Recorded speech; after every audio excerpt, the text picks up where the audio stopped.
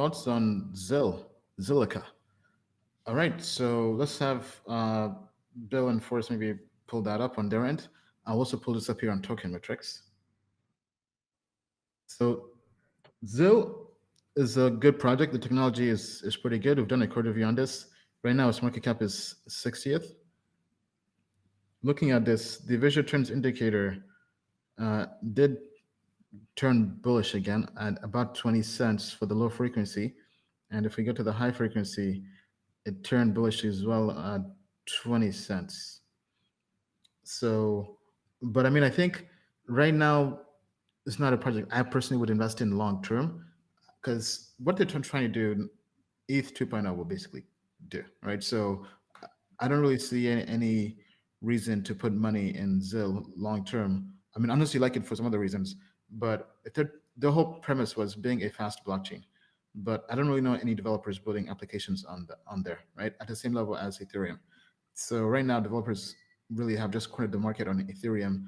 I mean, if anything, even Cardano, Binance Smart Chain, all those other projects, they have more applications on them, to my knowledge, right? So I think while the technology is good, it's not the greatest, and I think the community of developers needs to grow better. Bill? All right, so bringing up the chart here. So I think this is very reminiscent of the question we just got asked about ZRX. Prior to the recent correction, you would say anything that holds support is going to turn around and 1x, right? If buyers show up like they did in ZIL at 12 cents, right, and then it takes out the next level at 19, that it can wind up at 40. And we've just gone through a cycle where, there have been what you would call surprising rallies, right? Like Kusama massively went up, even though it was the Polkadot testnet, not Polkadot itself. Binance Coin, Pancake Swap, Dogecoin, etc.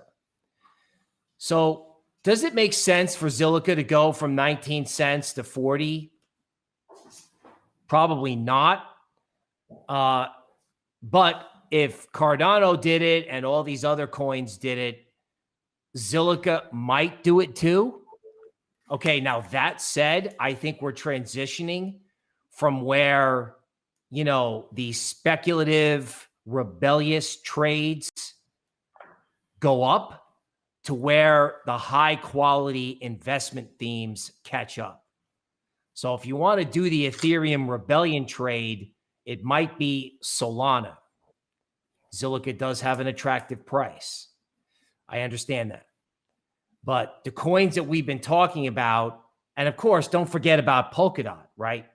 At Polkadot, everyone loved it at 50 and no one wanted it at 28.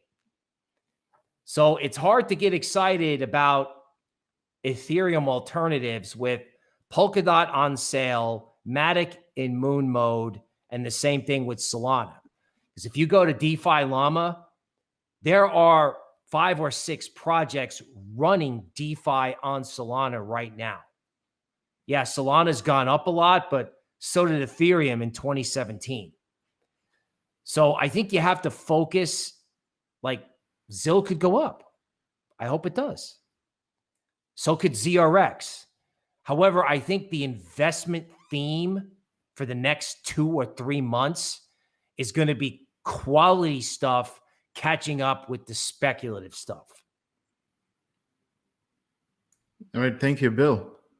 Forrest, do you have any comments? Yeah, so I think, Zilliqa being a scalability play, scalability has been a market narrative so far this market cycle. So I think Zilliqa could continue to do well. If we're looking at its trend line, I mean, it has seen a very solid trend line that it's held and recently bounced off of. So I don't see this as potentially, something that's going to completely or potentially completely tank. I think it'll continue to do well based off of its market narrative of scalability.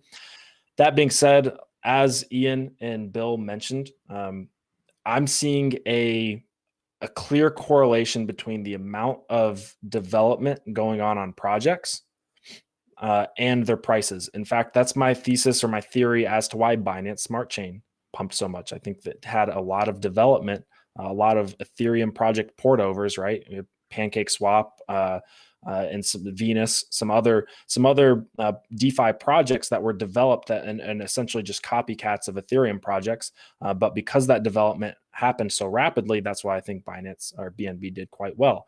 And that's my speculation for Avalanche and Solana right now. Is I think we're seeing some development and some DeFi projects get built on those blockchains and smart contract networks that I think is going to drive the price or continue driving the price.